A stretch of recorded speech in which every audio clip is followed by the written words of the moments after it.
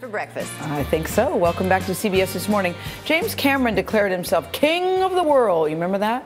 When he won an Oscar for directing Titanic. But that actually was not his crowning achievement. The film returns to theaters today. This time it's in 3D. And Cameron just made the first solo dive to the deepest spot on Earth. Willem Marx spoke with the movie maker and explorer in London.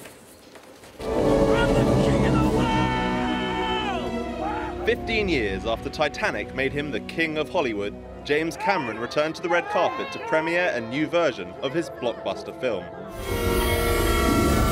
Despite grossing nearly $2 billion and winning 11 Oscars, including Best Director and Picture, Cameron believed he could make Titanic bigger and better by making it 3D. I figure life's a gift, and I don't intend on wasting it.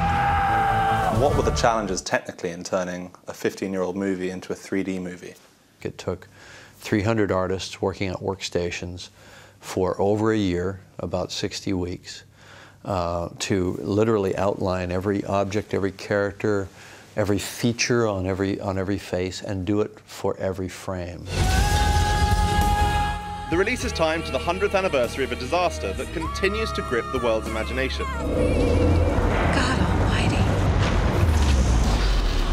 And none more than that of Cameron himself, one of the most innovative and successful filmmakers of all time. Come right down the center. Come crawl across the oars. Fall on somebody. Get up. He's also an accomplished underwater explorer and took on the role of method director, diving to the Titanic wreck several times as research for his movie. Were you thinking cinematically when you first came across the Titanic's wreck?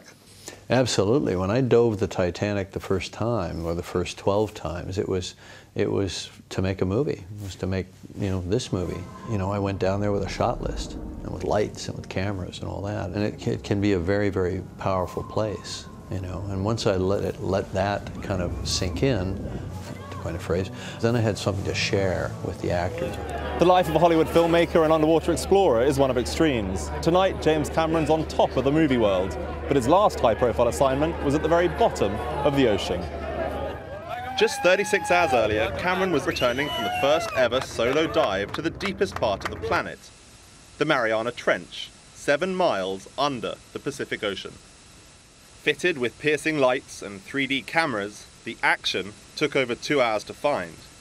The dangerous task of collecting important marine research samples.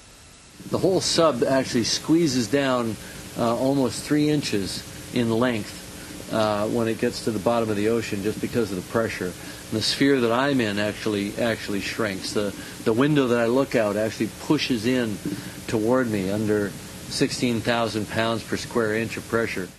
But keeping cool under pressure, he still took time to tweet. Just arrived at the ocean's deepest point. Hitting bottom never felt so good. Back on dry land, the director's work continues to fuse science and art. Growing up, he couldn't separate them. It was exploring and storytelling, those two things. When I was a kid, I read voraciously, a lot of science fiction, a lot of fantasy.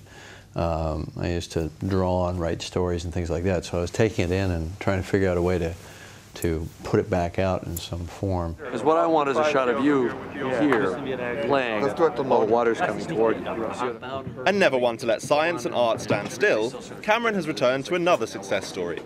Hey! He's already started a 5-year project to bring us Avatar 2 and 3. Let's go! Yes, and I can't wait. Willem Marx is here. You spent a lot of time with him. I'm assuming you were impressed.